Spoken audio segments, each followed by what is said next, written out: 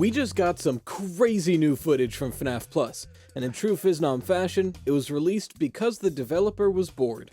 So to really appreciate what we've been given, let's go through everything we know about the game so far and what else could possibly be featured in this super anticipated fan game. Developer Morg, better known online as Phisnom, is currently working on the AI and programming for the Fanverse initiative-backed project Five Nights at Freddy's Plus. So far, he's held his cards very close to his chest about details and assets from the game, leaving many fans foaming at the mouth for any details whatsoever. You can see this from the very first teaser posted to YouTube titled FNAF Plus #1 Connection Error. In it, we see a panning shot of the main dining area on a dying camera, until a very quick jump scare by Bonnie and an error screen. This is great, and a wonderful way to tease the assets of the game, the new layout, and understandably, the community went crazy. As it stands, this teaser is on its way to 800,000 views. And the craziest part is, of the 7 videos posted to this channel, that has the least amount of views. So obviously, the community is clamoring for any details we can get.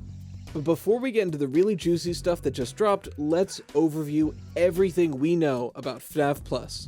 On Halloween 2020, a month after that first teaser was released, the official FNAF Plus Twitter account posted this: a full body shot of the man of the hour, Freddy Fazbear himself, along with 2 environment shots showing off never before seen angles of the West Hall corner in Cam 2B and the supply closet in Cam 3. Already with the teaser and these images, we are super aware about how horrifying this game might be. A lot of fans are disappointed with the direction FNAF has headed in recent years, myself included. The epitome of this is Security Breach itself.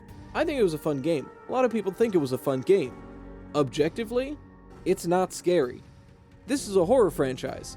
A lot of fans are missing the horror that used to be here. That's one of the reasons everyone is so excited for FNAF Plus. It looks horrifying, and that's good.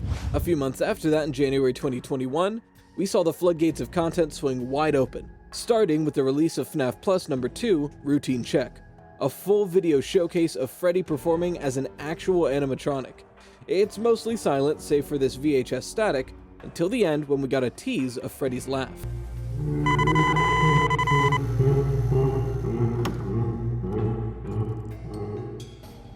Once again, this is leagues scarier than what we've seen before.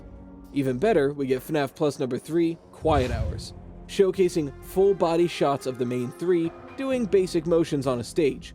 This was the first time we got to see the full body of Bonnie and anything of Chica. They both look terrifying, by the way, I don't have to tell you that. And just like in the original games, Bonnie is by far the scariest in my opinion. The next video is something that, so far in FNAF and any fan game, we've never seen before. The animatronics fucking performing something. FNAF Plus #4 stage performance once again has the band acting as though they would throughout the day, but showing Chica singing a song for the kids. Great stuff as always, some creepy stuff but not overly horrifying lyrics to not push believability too far. It's just using odd angles, poor lighting, and some glitches here and there to enhance the horror. After that huge footage drop, one day later we received one final video that blew the rest of the information to the moon. In FNAF Plus #5, Night Mode, from the perspective of presumably Foxy due to the location and what appears to be an eye patch, we begin to see what Foxy might be going through to cause him to run during the night. He sees something odd and steps forward. Then his programming starts to remember something horrible and he starts running. We get a lot of quick shots until eventually he stops. However, instead of being at the security office door, he looks up to an exit sign. There are a lot of things to see of note, but the largest lore drop by far is not only what the puppet looks like, by the way horrifying, but the fact that it's in this game at all. A lot of lore theorists, myself included, agree that the puppet has to be here. It's almost confirmed. Looking at the FNAF 2 cutscenes, we see the puppet directly in the FNAF 1 location. However, it's been explicitly stated that FNAF Plus will be in its own non-canonical universe separate from the game franchise. Obviously, we'll be taking a lot from it, but it's not necessarily tied to any canon lore from the franchise. So it begs the question, why the hell is the puppet here? We also got a few screenshots as a bonus, showing off various merchandise that can be found throughout the pizza place. A bit later in May 2021, we received this GIF on Twitter of the classic Cam 10 Freddy shot. But you'll notice this isn't a still image as it is in the original. This is a moving shot, with Freddy breathing on the camera. This is showing that unlike the original, there's probably not going to be any still shots. Now, this might just be like a tech demo thing, but hopefully this is showing us that we're not getting pictures on the camera, we're getting video. And then the big video dropped. Fast forward to August 2021. To celebrate the 7th anniversary of the franchise and to show how animation and modeling was coming along, we received FNAF Plus number 6, Breaking and Entering, a 13-minute long horror short of the point of view of someone, well, breaking and entering into Freddy Fazbear's pizzeria at night. I promise you, you're gonna want to watch this on your own. Link in the description and in that card, but go watch it on your own. If you're lazy, I'm gonna recap it now. It's so good though. Watch it anyway. Unluckily for him, Foxy shows up. He runs to a supply closet and hides, and then things hit the fan. We see what looks to be a body trapped in the spare Freddy exoskeleton. After some spooky imagery, we see this mysterious face in the dark, and then our poor guy presumably gets killed too. As far as actual game elements, this was the first time we saw Foxy facing forward. But also, who the hell is this? Presumably, this is the killer of the guy holding the camera in this video. Mainly because in the AMA that Phil did later on, one of the questions was, did Foxy or kill this guy? The answer was neither. So, it's probably this face thing. Although, to be fair, could be what the face is. I think is the puppet, but who knows. A few days later, we also got full body PNGs of Bonnie and Chica, and they look so good. Absolutely terrifying. Finally, a few days later, we got the last posted video, Help Wanted, showing a new version of the classic newspaper wanted ad that started it all. That was meant to be the last we see until we eventually get a gameplay trailer with the release date, but we did get a few more key things since then. First, as a reward for Dawko's charity livestream, we got to see a full body picture of the terrifying reimagined Foxy. I love the choice to have him appear blind for not having his robot irises on yet, as we see the robot irises in this jar. One last huge dump of information we got and we're supposed to get was the FAQ and the AMA that Phil posted onto Twitter in February 2022, this year. So let's go through that. Now this is also the last information we've got since the recent gameplay footage came to light, so I'm gonna be playing that gameplay footage in the background while we go over the FAQ and AMA. However, don't worry, we will be talking about this gameplay footage. From the man himself, quote, "The game is a reimagined version of the original Five Nights at Freddy's game, with new and improved features, new visuals, character designs, remixed mechanics, expanded animations, loads of bonus post-game content, and a new take on the plot of the original game, created to surprise and scare both newcomers and veterans of the series alike.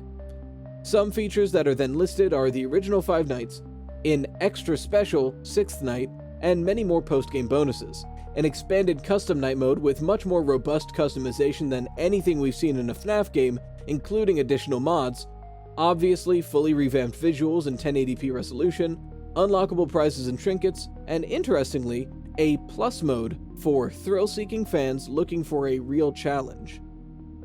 In the FAQ and AMA, he then went on to tell us that while there are no release dates, windows, or even estimations, as of June 5th, quote, "The game's final visuals have been implemented, all UI styles have been added and are fully customizable, and the game's AI is still in the process of being tested and balanced.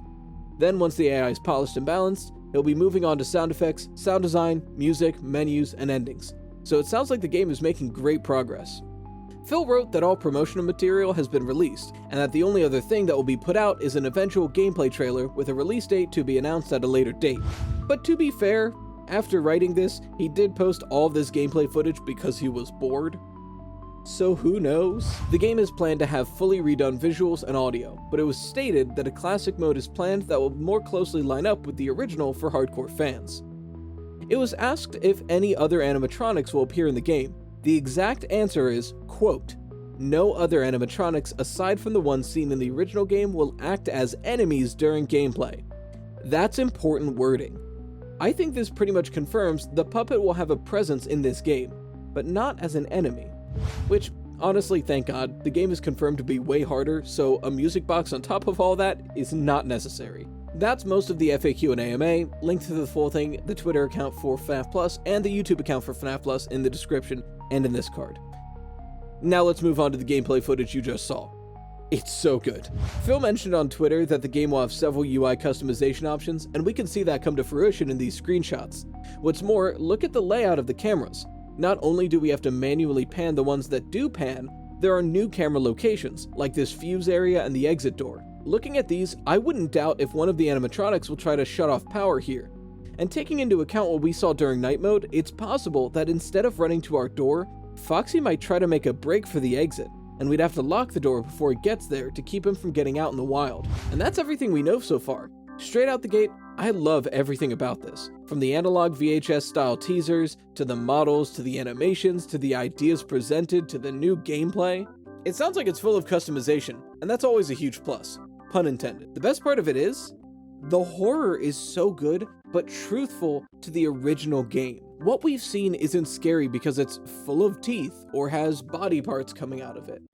It's scary because it's in that uncanny valley that first FNAF game was. These things could be believable animatronics, but at the right lighting, with the right angle, they're terrifying. And that hint of lifelessness is what really is going to make this game horrifying. And also, amazing choice to have the eyes way smaller than the eye sockets. When they look directly at me, it gives me the shivers. I mean, look at Bonnie. All I know is that when this game comes out, you know I'm going to be playing it day one.